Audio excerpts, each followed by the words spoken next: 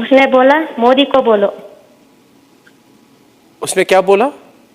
उसने बोला नहीं, मोदी को बोलो, कहकर चला गया वहां से। उसने बोला मोदी को बोलो। ये शब्द हैं कर्नाटक की पल्लवी के, जिनके पति मंजुनाथ को इस्लामिक आतंकवादियों ने पहलगाम में मार दिया। पल्लवी ने उन कायर आतंकियों से कहा था कि मुझे और मेरे बेटे को भी मार दो। तब आतंकियों ने कहा कि नहीं, तुम जिंदा रहो और जाकर मोदी को बताओ कि हमने क्या किया है। जानते हैं इस्लामिक आतंकवादियों ने ये बात क्यों कही? क्योंकि मोदी ने उनकी माद में छर्रे बरती हैं। जी हाँ, पिछले 10 साल में मोदी सरकार की आतंकवाद को लेकर जो नीतियां रही हैं, उनके कारण ये इस्लामिक आतंकवादी, उनके आका और उनके टुकड़ों पर पलने वाले समर्थक बौखला गए हैं, फ्रस्ट्रेट हो गए हैं। ऐसे में इस्लामिक आतंकवादी कुछ भी करके अपनी उपस्थिति दर्ज कराना चाहते हैं। पीएम मोदी ने आर्टिकल 370 हटा दिया और कश्मीर जला नहीं।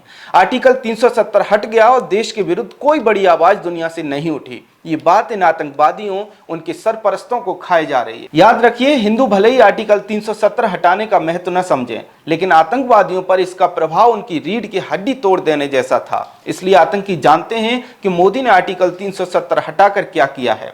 उस आर्टिकल की आड़ में पाकिस्तान और उसकी आतंकवाद की फैक्ट्री कश्मीर में आतंकवाद को, उग्रवाद को और पत्थरबाजी को बढ़ावा दे रहे थे। टेरर फंडिंग का पूरा मॉड्यूल उसी आर्टिकल की आड़ में चलता था। ऐसे में जब से पीएम मोदी ने उस आर्टिकल को हटाया है, तब से उनका एक ही लक्ष्य है कि किसी भी तरह से सरकार पर दबाव डालना। और इसलिए उस आतंकवादी ने पल्लवी से बोला कि मोदी को बोलना। जिस बंदे ने मेरे पति को मारा ना, वो वही जा रहा था। मैंने उसे बोला मुझे भी मारो, तूने मेरे पति को मारा। मेरे सन में भी बोला, तो उसने हमें नहीं मारा। उसने बोला मोदी को बोलो। उसने क्या बोला? उसने बोला नहीं, मोदी को बोलो, कहकर चला गया वहां से। मोदी को बोलो। He took the prime minister's name. Yes.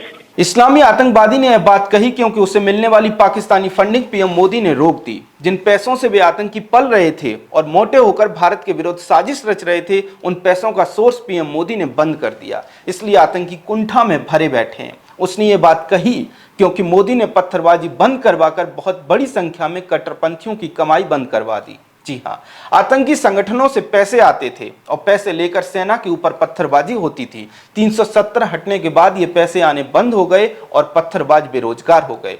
Islamic आतंकवादी ने यह बात बोली क्योंकि पीएम मोदी ने पिछले 10 साल से आतंकवाद के विरुद्ध जीरो टॉलरेंस की नीति अपना रखी है। यही कारण है कि आतंकवादी हमलों में बहुत बड़ी गिरावट आई है। सार्वजनिक स्थानों पर होने वाले बड़े आतंकी हमले तो एक तरह से बंद हो गए। इस्लामिक आतंकवादी ने यह बात कही क्योंकि पीएम मोदी ने सत्ता संभालने के बाद न सिर्फ एयर स्ट्राइक और सर्जिकल स्ट्राइक से उनकी गांव फाड़े, बल्कि उन्हें पालने वाले पाकिस्तान को भी पूरी दुनिया में अलग थलग कर दिया।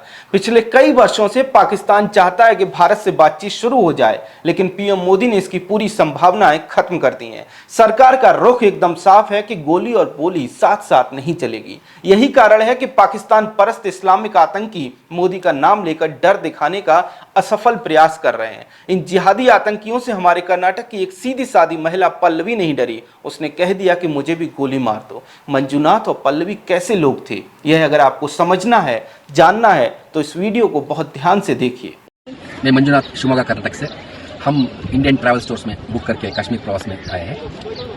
अब हमारा कश्मीर टूर का दूसरा दिन है। कल हम बोट हाउस में ठहरे थे। बोट हाउस तो बहुत अच्छा था। अब हम शिकारा राइड कर रहे हैं। शिकारा राइड कर रहे हैं कश्मीर में। शिकारा राइड करवा रहे हैं मोहम्मद रफीक जी, और हमारा सब टूर ऑर्गेनाइज किया है काजल Thakur ji, Indian travel store से। बहुत अच्छा लगा, बहुत अच्छा सर्विस। धन्यवाद, thank you. Thank you Kajal ma'am.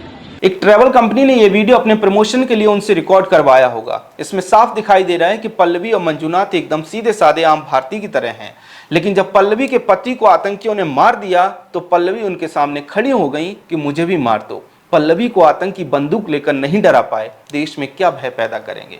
याद रखिए, मोदी को जाकर बोलो इसलिए भी कहा गया क्योंकि वहां हिंदू पुरुषों को चुन चुन कर निशाना बनाया गया है। लोगों से कलमा पढ़ने को बोला गया, उनकी पैंट उतार कर चेक किया गया और ये कंफर्म करके कि हिंदू ही हैं, उसके बाद उन्हें मार दिया गया। याद रखिए, पीएम मोदी भी गर्व से अपने धर्म को, सनातन को धारण करते हैं। ऐसे में शायद ये संदेश भी देने का प्रयास किया गया है कि तुम्हारे धर्म वालों को हमने मार दिया।